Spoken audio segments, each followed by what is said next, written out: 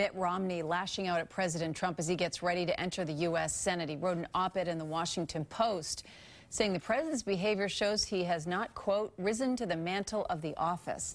The senator-elect also wrote, a president should unite Americans and demonstrate honesty, but he says Trump has come up short in that department.